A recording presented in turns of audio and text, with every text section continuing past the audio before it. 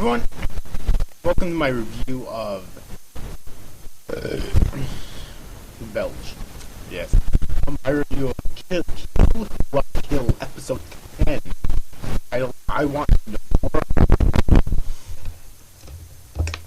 Okay, and this episode was actually kind of interesting because it's not going the way I thought it was going to. I thought they were going to have like one member of the Elite Four per episode, but instead they actually had two members of the Elite Four in this episode. The first one was the one named Hoka, who was the one whose face was always covered by his clothing and whatnot, and the other one, what's her name?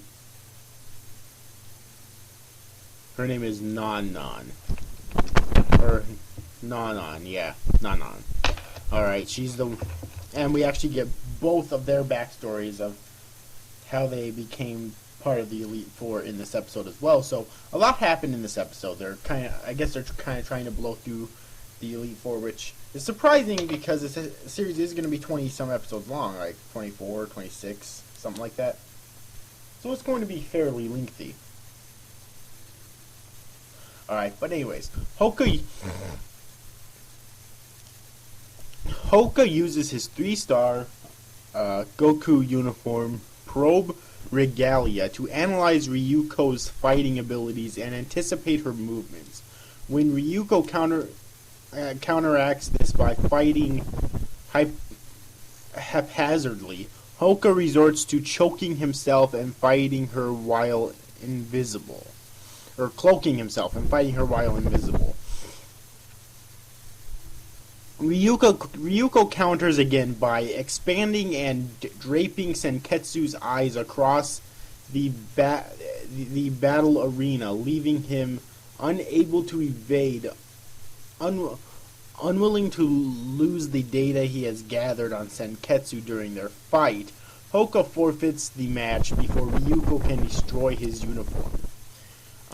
Now, aside from that, though, the episode actually starts out with his backstory, and apparently when he was a teenager, he was a master hacker who was hacking into some systems. I'm guessing it was the Academy systems that he works for now. I'm not too sure exactly. And of course, Satsuki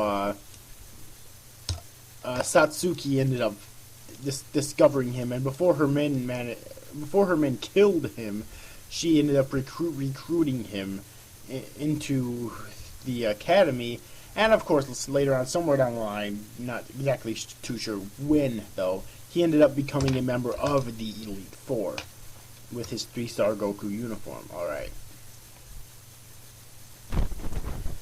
Anyways, after he forfeits the battle, Nanan steps up to battle Ryuko next with her 3-star Goku uniform, Symphony Regalia, a large aircraft that attacks her with sound vibrations.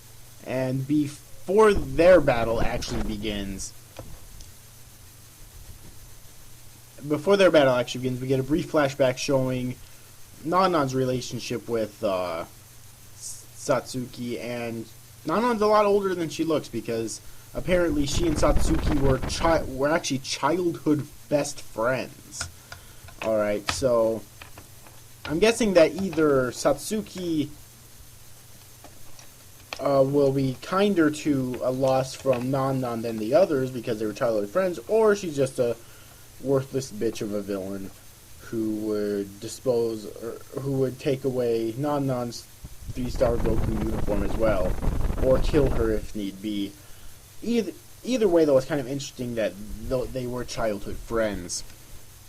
Alright, anyways, though, Nanan attempts to eliminate Ryuko by destroying the battle arena, but Ryuko activates a new aerial form, Senketsu Shippu, to remain in the match. Troubled by how quickly Senketsu has been evolving, Aikuro, who I believe is he's that teacher that is always talking to Ryuko and whatnot. When he slicks back his hair, he becomes completely different and whatnot. Anyways, though, he contacts Tsumugu, who's that guy who kept attacking Ryuko, I'm pretty sure, and tells him to to assume the worst case scenario, whatever that means. So that sounds kind of conspicuous. Alright. So yeah, and that sums up what happened in this episode. So it was quite interesting. I can't believe I'm going to say this, but the first episode was pretty good, and then it just started getting worse, but now it's starting to have a steady incline. I mean, yeah, we still have the fan service, which does kind of take away from the story, you know. But I don't know why, I just don't think it's as bad as it was before. You know, of course, like Mako, I still hate Mako. I think she's an annoying bitch. I can't stand her character, but other than that, I like this episode. But it makes me wonder, though, if that Hoka guy is out of it permanently, or if he's still gonna end up fighting Ryuko again. And for some reason, Satsuki allowed his forfeit without taking away. Well, at least I'm assuming she didn't take away his 3-star Goku uniform, because he didn't specifically say that she did.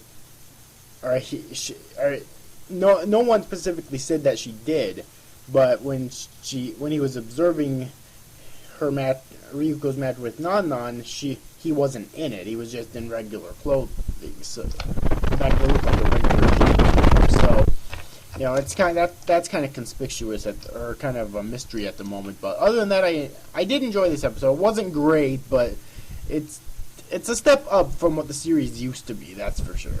At least in my opinion. So, yeah. But anyways, overall, I hope you enjoyed this review, guys. Thanks for watching. Bye-bye.